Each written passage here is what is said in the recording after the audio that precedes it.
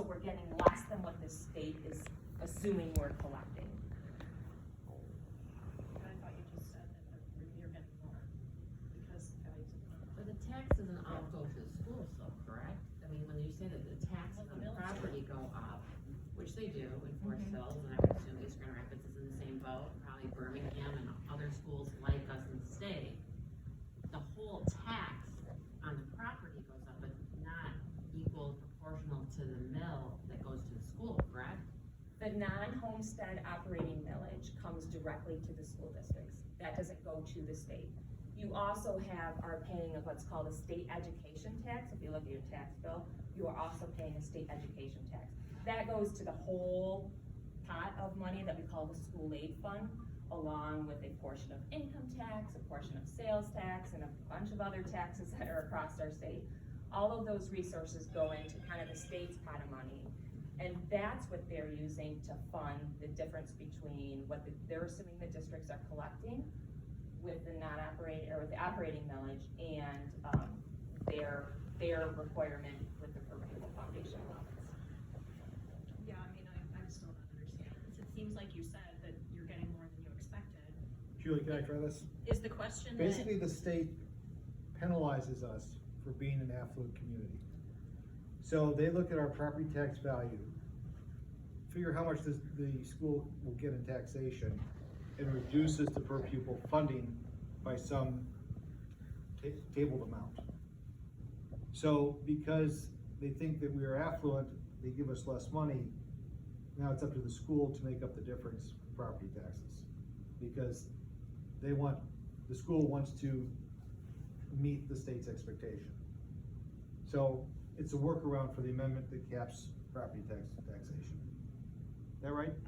Something like that, yeah, Okay. yeah. So if we were to levy the full 18 mills, which the state is assuming we're doing, right? Let's say that's about $1,600 per pupil, right? So if the state if our per pupil foundation allowance is $9,600, the state's assuming we're levying 18 mills, that's $1,600 per pupil. What's that, $8,000? So then the state is gonna give us $8,000 per pupil out of their big pot, right? But because we can't levy the full 18 mills because of our property growth has been greater than rate of inflation, we're only able to levy $1,500 per pupil, right? The state's still putting in the 8,000, so we're short per pupil because they think that we're collecting $1,600 per pupil and we're only collecting $1,500 per pupil. Okay, the place I'm hung up is I thought you said you're actually collecting more, so because. We are collecting more. We are. Yeah, because the We're value of the collecting more, we're land not has collecting gone as up, much the as tax the- is higher. Yeah, What we're you collecting said. more, That's what I thought. but you not as said. much. They're as just we trying to could. close that gap that the Even though state, there's not technically a gap because we're bringing it. right, it's a Yeah. loophole. That's what I mean, is it seems like it's a loophole to get more money than, It could be used that way. And It's a then- part of the foundation allowance that the state is assuming with the passing of proposed lay in 1993, that all districts are levying the full 18 mills. And so who pays that? Is that all schools? The operating millage? Yeah. No, primary residents, they don't pay that. Right, I think so in- this is all commercial, industrial. If you have a second home, yes, on your second home, you're paying that. Another way to think about this is this amendment, I missed the name, tries to cap the rate of increase in property taxes Yeah. at a certain level. What the school district is asking you is essentially to forego that protection and voluntarily pay more. Because if you're willing to vote to pay more, they can charge more. And you're right, that's the Headley amendment. Headley. Yeah, But enrollment's gone down quite a little bit though, correct? yes. Since this Yes. original millage came out, our enrollment's come down quite a little bit then. yes, but it's So- still based, that's still on the foundation allowance is a per pupil amount.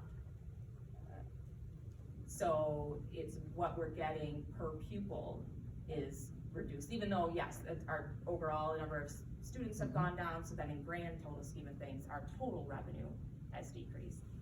The lower matriculation rate, lower pupil rate actually hurts us because you take the property taxes divided by the per pupil, and it actually looks like we're getting more than we would otherwise. So actually having fewer students makes this more egregious, correct?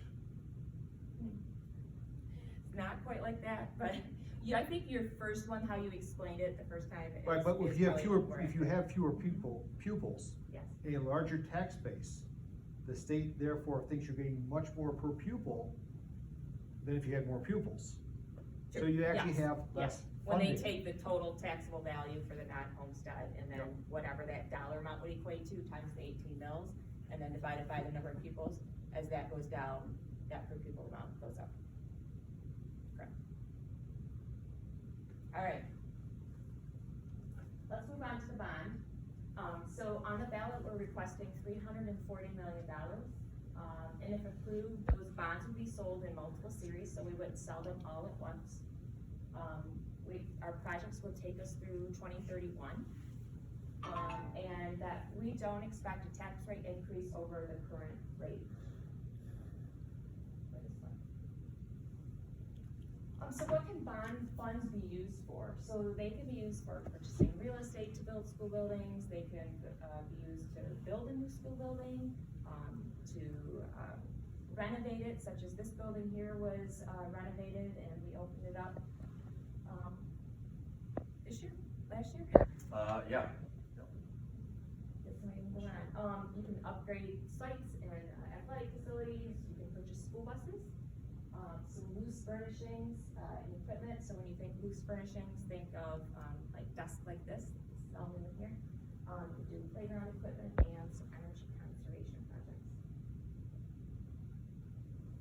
But what you can't do is pay for repair and maintenance. So if you think if there's a roof leak, you can't use bond funds to just patch that leak. It could be used to replace a roof, but not patch a roof. You can't use it for employee wages or employee benefits, so it couldn't fund costs of teachers or anything like that. Can't be used for staff training, classroom supplies, and you can kind of see the list up there.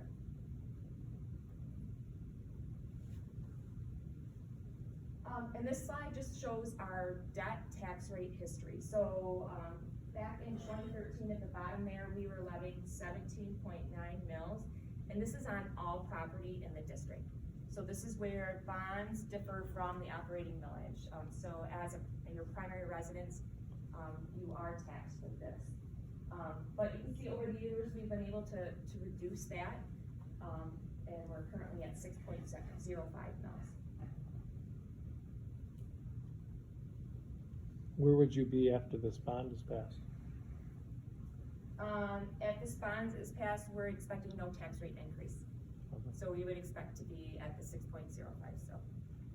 Jude, where is that found? Because, and this is my naivete, I looked at my property taxes for last year. And one season, summer, winter, I don't remember which, it was like 3.5. The other one was close to 3.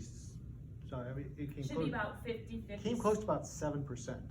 So if the debt tax is 6, where's the other, what's that other mill? It should have been 6.05, split between the two. One might have been, One was like Can't 3 do that point, math, right? one was like 3.5 and the other was 3 point something is yeah, higher. it shouldn't have been, because there is a, it should, because I'm not sure exactly where you live, if it's Cascade Township or Ada? you live in Ada Township. So we have a form that we give to our taxing authorities every year. After the board approves the budget, there's a form that they approve as a part of the budget. They approve the levy rates, and it splits it out between the summer and winter. Mm-hmm. And it's really, if they're a 50-50 levy, most of ours are 50 levy. We got a small little section that's in the city of Grand Rapids, they do 100% July, and we have an even smaller section that's up in Cannon Township, and they do 100% in the winter. But everybody else is a 50-50, so your tax bill should be really half of that 6.05 in July and half of the 6.05 in winter. If it's not, then, I can certainly, I'll check with Ada Township on that, but they should really only be doing 50-50. And this is what shows up, I think, under school operating budget, or how's that identified on the taxes? That's a good question. I can't remember what that looks like. Where's Ron? Do you remember what that looks like on yours? Yeah.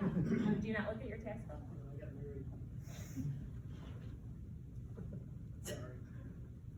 You know Ron. You know, that's a good question, I'm not even sure what it looks like on mine either. But I'll find out, Scott, and I know where you're at. We'll put something on our website, we're gonna, further in the slides, we're gonna talk about some resources that you can go to. And maybe what we'll do is we'll try to get a sample of what it would look like